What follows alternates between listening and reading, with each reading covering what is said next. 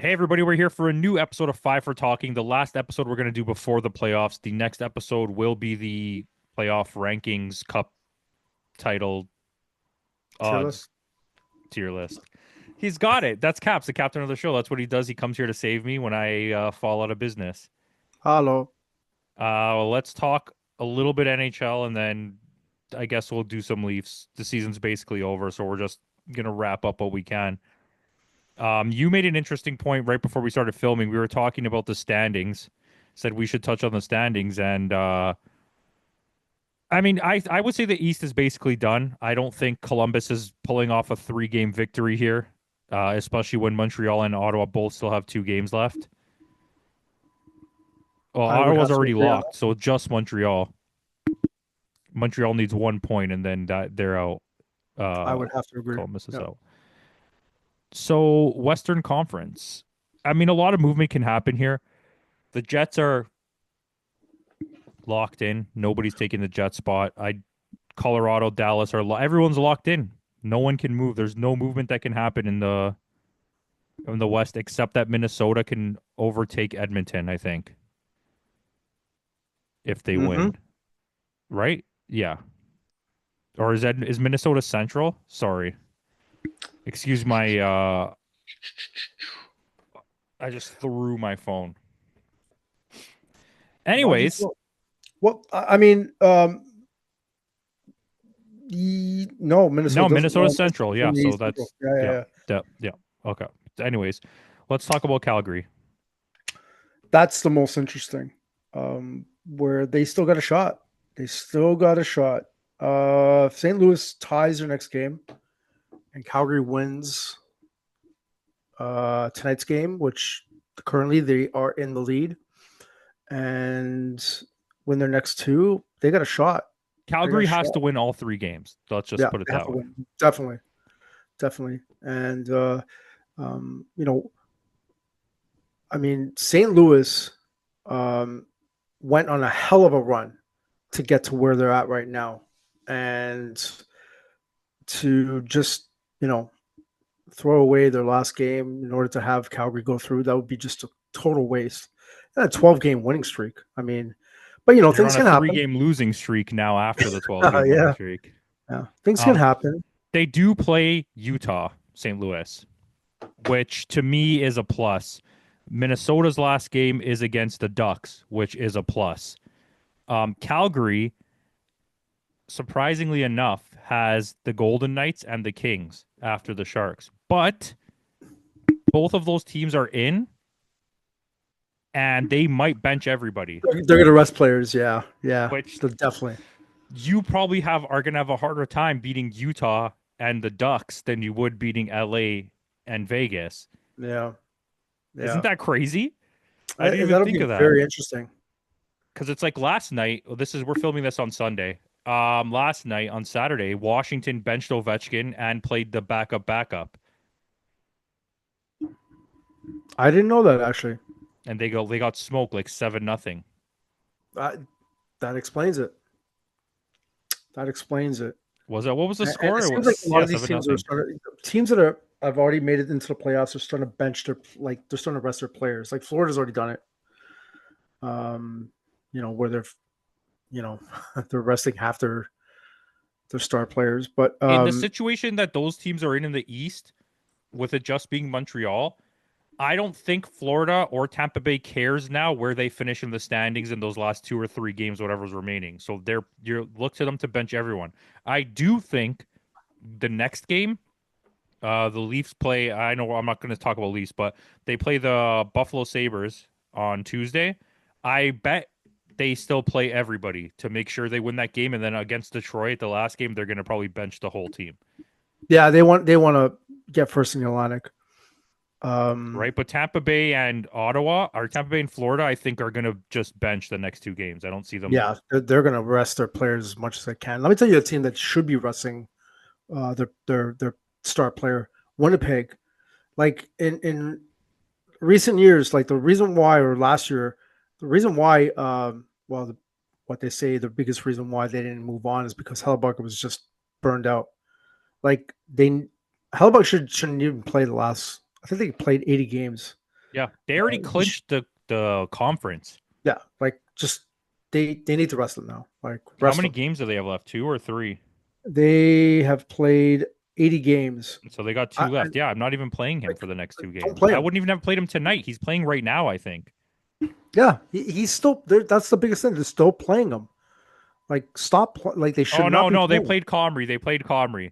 So Oh, it tonight. yeah, prior to the game, I did hear I think on TSN that they were going to play Hellebuck, which would have been crazy. Um. Okay. Well, that's good. I mean, geez, like, But it's about time. For Edmonton is still playing everybody. Well, McDavid, I think, just came back from injury, so I don't know I'd if have it's a question of him and Draisaitl benched. I'd have their top defenseman benched, and I would be playing their AHL goalie if I'm them for the I don't next two see games. Draisaitl. Draisaitl's not in. No. Anyways, it's okay. Oh, We don't need to dig too deep into that, so we have to keep looking for stuff. But it would be crazy if it's insane to me that you look at the playoff picture and the two closest teams that had a chance of actually getting into the playoffs was Vancouver and Calgary, and you legitimately had potential to have every Canadian team in the playoffs. And I'd like to point out the fact that if I was redoing this like the way the playoffs laid out, I would have dropped out Montreal for the Rangers. I think that's a given. And I don't see anything else I would really change because I think Ottawa belongs.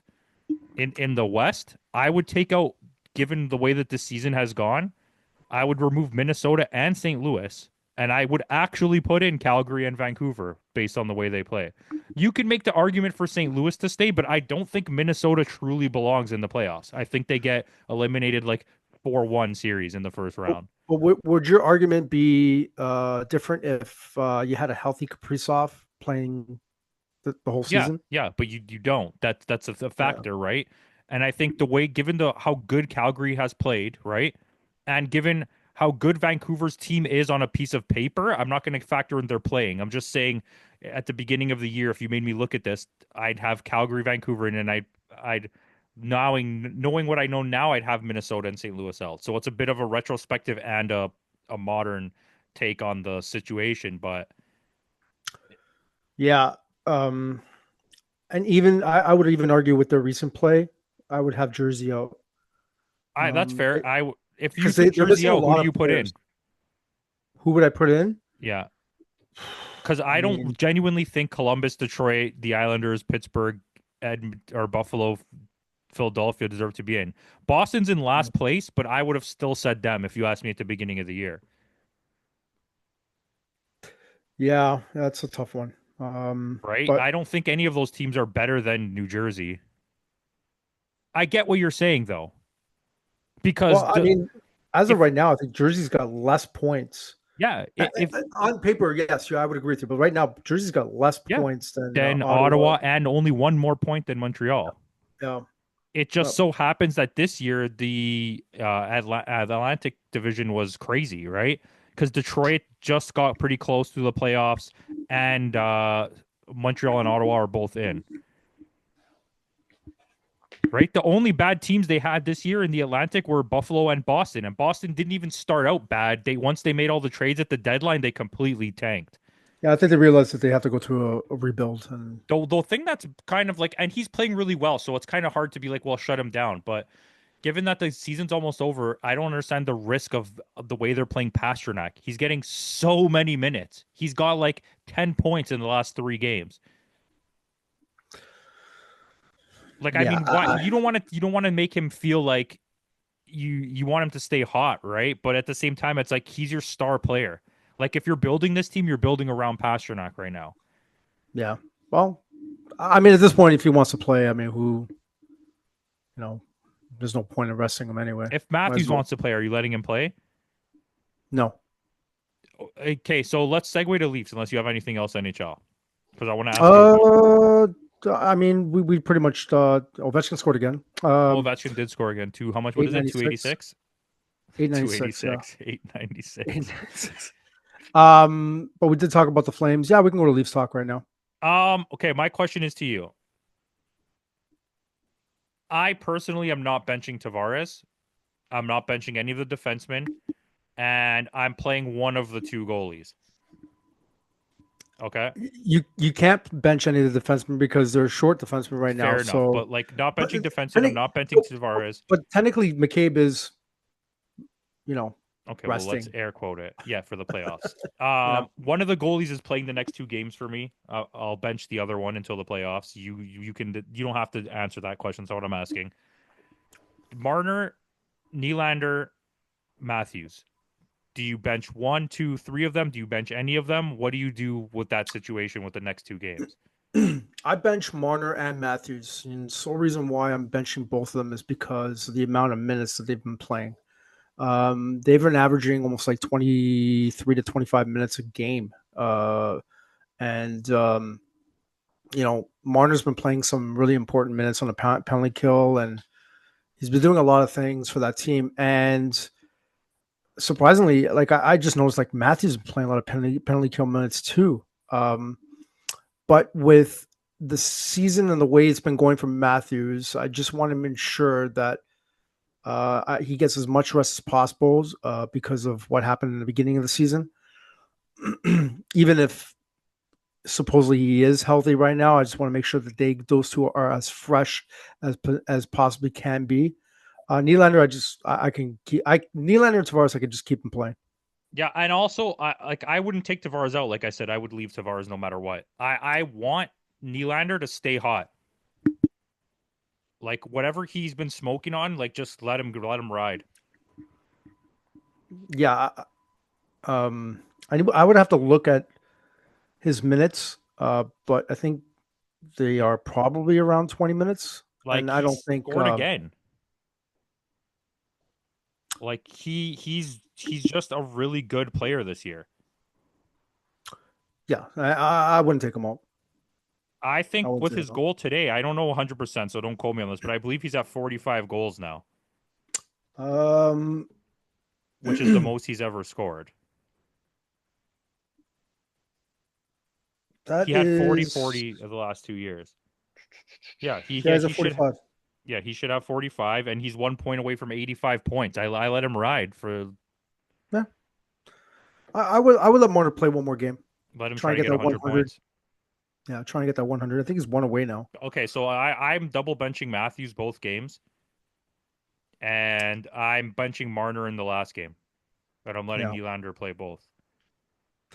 yeah. They'll have to play short because I don't think they'll be able to do it because of the cap. Like I think they were able to get their six defensemen today.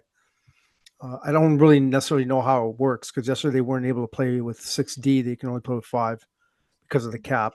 The But Raptors played the other day with two guys on the bench. say that again. The Raptors played the other day with two bench guys. So 7 total players in the game out of 15. Crazy.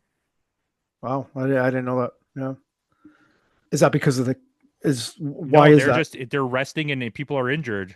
And it's the last like 3 games of the season, so I just don't think they cared. They just played what they had instead of calling anybody up.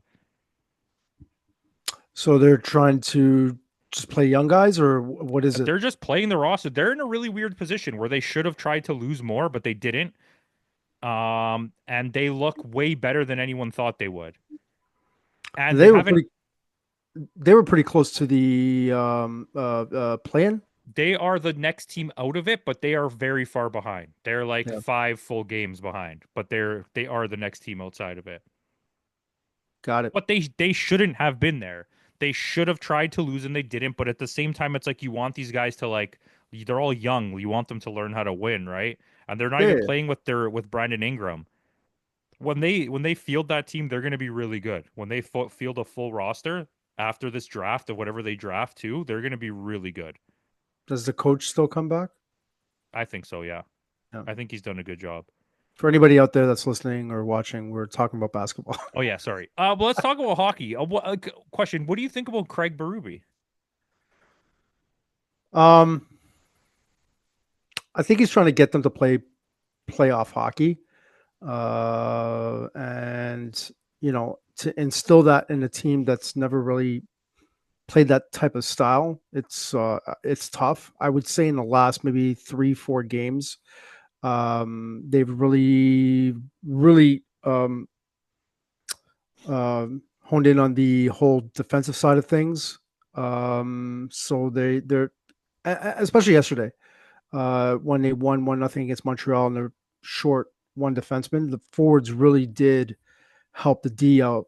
So playing a defensive style hockey. So I like it in a sense that they are playing tough and they're playing playoff type hockey. I still have my reservations about the dump and chase every single time. I would prefer in some cases to try and just gain the entry in the offensive zone rather than trying to dump and chase every single time. But I would say in the last maybe 3-4 games, it's looking like it's starting to work and people are buying in. I would say, since I just wanted to double check this how far back. I believe it's like 17 games since they faced Utah and won in overtime or in the shootout. Over the last 17 games, the Leafs have looked really good.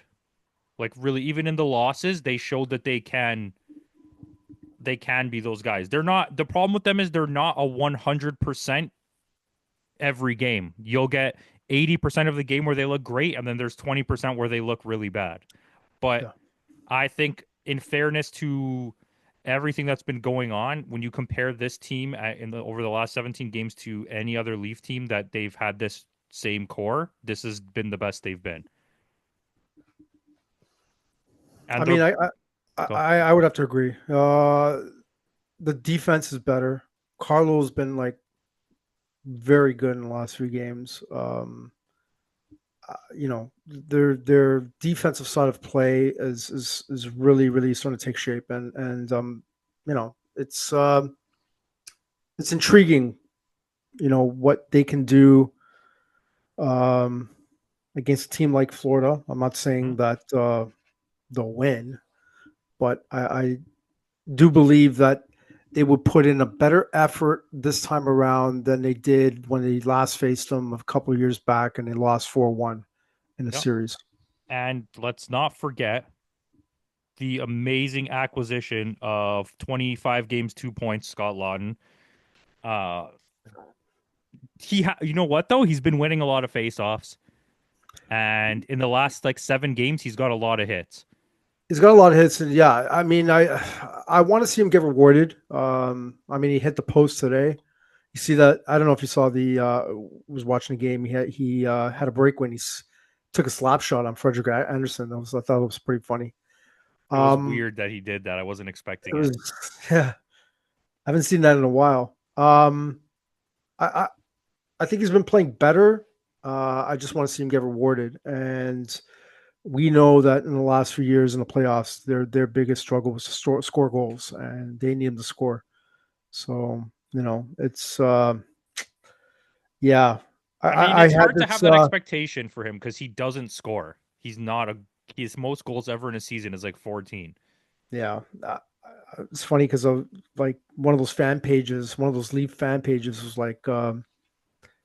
It's like the Leafs gave up too much and blah blah blah. And why didn't they try and get somebody else and blah blah blah. It's like, guys, like they tried getting Brock Nelson, they tried Okay, getting Rantanen, they tried getting let's be honest though. Shen. It's Let's like, let's be honest though. but I'm they give not up a dis lot. I'm not disagreeing with what you're saying at all. They did give up a lot, and the reason they gave up a lot is because they got scared and they felt like if we don't trade for this guy right now, we're not going to get anything. Instead of actually looking and seeing if they could have pulled off another trade. 100%, 100%. That's my problem with it. That's always been my problem. If you're gonna overpay for a guy, make sure it's the guy you actually want. They just in their head process that he was the only guy left on the market. We got to pay him. But then how many other guys similar to him did we see go after he got traded that day? Like Yeah, you didn't have to rush for that. yeah, There was it other was options. definitely an overpay. But it's done now. Yeah, it's Uh, fine. I think he'll be with the team for another year. I think he's 2 years on his contract. I got to look it up. Him and Carlo, I think they'll be with the team for a couple more I years. mean, Carlo is a must keep. Especially at his Carlo, age, he's still young enough where you got to keep him. Carlo, they can't get rid of him because if they get rid of him, Raleigh, they won't know what to do with Raleigh. You know what I mean? Um, but because of Carlo and his recent play, I think Raleigh's been playing better. Um, so that's a I mean, positive. Carlo's never been a minus in his entire career in professional hockey.